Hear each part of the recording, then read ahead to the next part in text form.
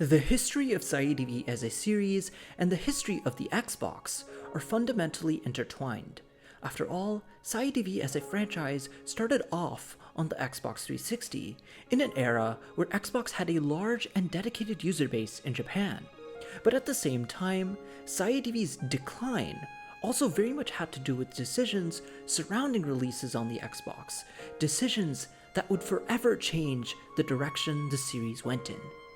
Now, as of the day I'm uploading this video, it has been exactly 8 years since the last time a SciADV game was released on Xbox, that being Occultic 9 for the Xbox One.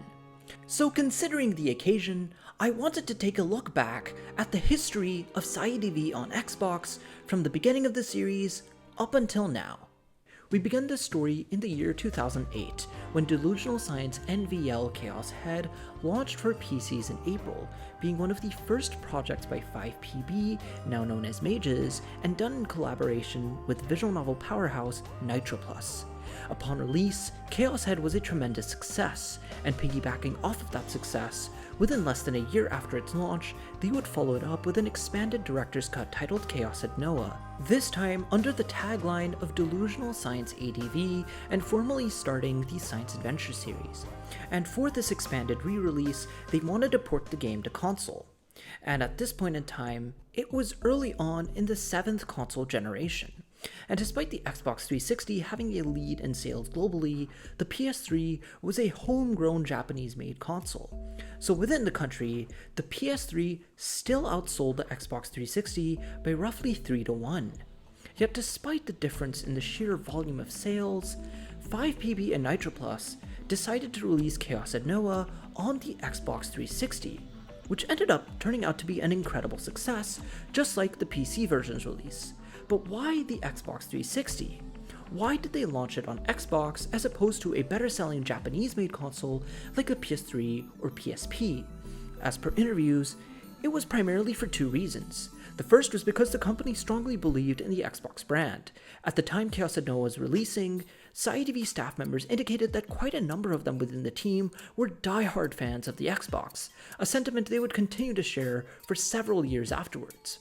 The second was because the 360 was very easy to develop for, with its infrastructure being similar to that of Windows PCs. This was a common reason why a lot of smaller Japanese developers in those days would opt to release on the Xbox 360 in the first place, because developing games on it was so much easier than it was for other consoles like the PS3.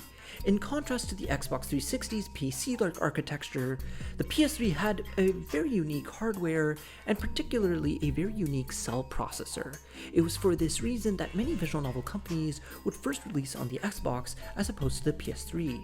And thus, 5PB, being one of the many visual novel companies who engaged in such practices, would continue to launch their future titles on the 360, including the next SciADV entry at the end of 2009, Speculative Science ADV Steins. Just like Chaos at Noah, yet again, Steins was a resounding success, selling over 50,000 copies within just a few weeks of its launch. Evidently, it was a sign that an initial release on the 360, followed by ports to other platforms at a later point, was a wise decision. So from then on, the next several entries in the series continued to follow this general process, with both Chaos Had Love Choo Choo and Steins My Darling's Embrace releasing on Xbox 360 first, before being ported to the PSP and later on the PS3. Where things had changed a little was in 2012, a point by which the 7th console generation was nearing its end.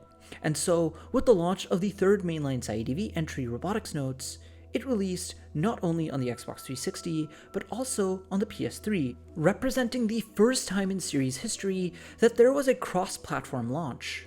And in the end, the PS3 version sold more than triple the number of physical copies as the 360 version did during the game's launch week.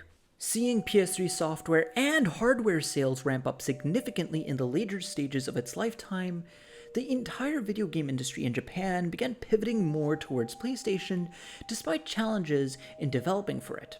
After all, the disparity in their sales volumes only continued to grow. By the end of their life cycles, in Japan, the PS3 sold around 10.5 million units, whereas the Xbox 360 sold just 1.6 million units. And so, the following year in 2013, Steins linear bounded phonogram was also another cross-platform launch on both the PS3 and Xbox 360. Yet again, the PS3 version sold much more. In fact, it sold almost quadruple the number of copies as the Xbox 360 version did.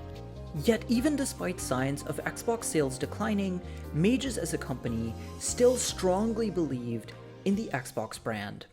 But things for Xbox would forever change later that year with the reveal of the 8th generation Xbox, the Xbox One.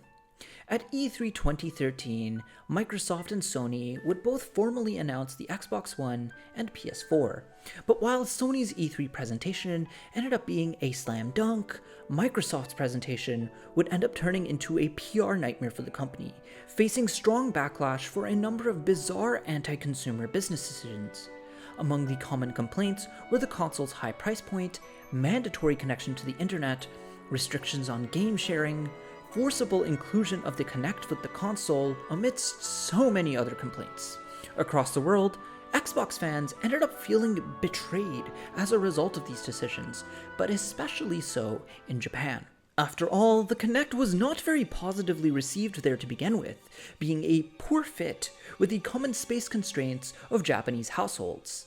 But worst of all, the Xbox One would not release in Japan for an entire year after its Western launch, and during this year-long gap, many Japanese gamers who wanted to play on the next generation just ended up transitioning over to the PS4, or at best, they would import the Xbox One from abroad despite the lack of Japanese support and the lack of games localized in Japanese.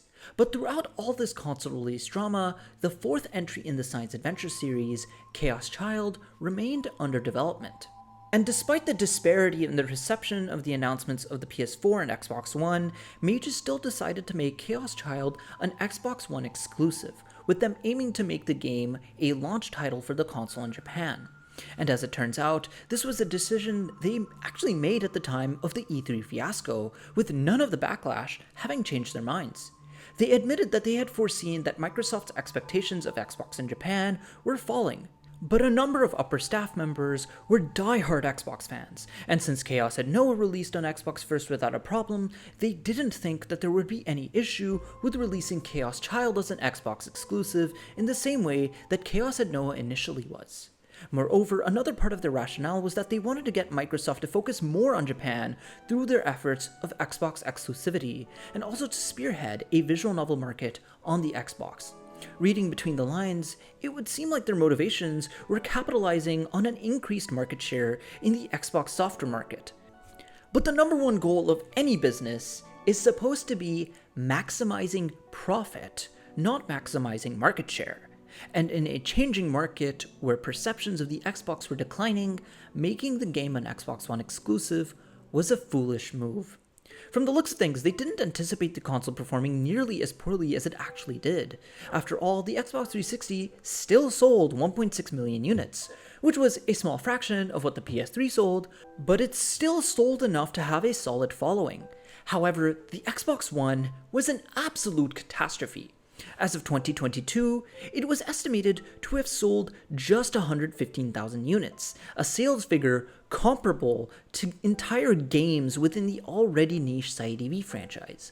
As a result of the Xbox One's failure in Japan, despite strong critical reception, Chaos Child was a commercial flop at launch, selling a measly 1,415 physical copies, which was less than 2% of what Robotics notes it sold during its launch. And in the fallout of this catastrophe, Mages forever changed the direction the series went in, not just in terms of release platforms, but also from creative and marketing standpoints. Within days of Chaos Child's launch, Mages suddenly and very mysteriously cancelled Steins planned sequel, The Committee of Antimatter, which was just weeks away from its scheduled planned release date. And then within 3 months, they announced that Chaos Child would be ported to PlayStation and that they would be making Steins Gate Zero, also for the PlayStation. When Chaos Child did release on PlayStation in June of 2015, it sold more than 10 times the number of physical copies as the Xbox One version. But even so, its sales numbers were still significantly lower than that of the launch sales of each of the first 3 mainline games, and even a number of side entries. So by the time they ported Chaos Child to the PlayStation, 6 months had already passed since its Xbox One launch, and the IP lost a significant amount of momentum. Thus, despite their efforts, in the end, Chaos Child was a commercial disappointment for mages. Had they adapted to the market situation and made Chaos Child a cross-platform launch or even a PlayStation exclusive initially, I firmly believe the IP would have fared much better in the long run. But coinciding with Chaos Child's launch was the saga surrounding Antimatter and Steins Gate Zero.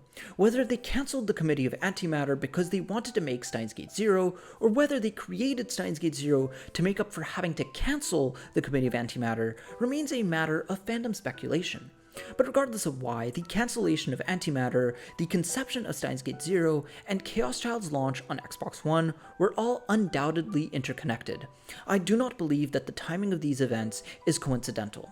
For a long time, fans perceived that because the side material Steins Gate Zero was based off of already existed, that Steins Gate Zero's very existence was a result of financial desperation to recoup their losses from Chaos Child's launch flop on the Xbox One, as opposed to any narrative need. With Steins Gate Zero being based off of existing material anyway, it was also a project that they could rush out fairly quickly, which they ultimately did. It released within a year of Chaos Child's launch and was made in mere months after its announcement.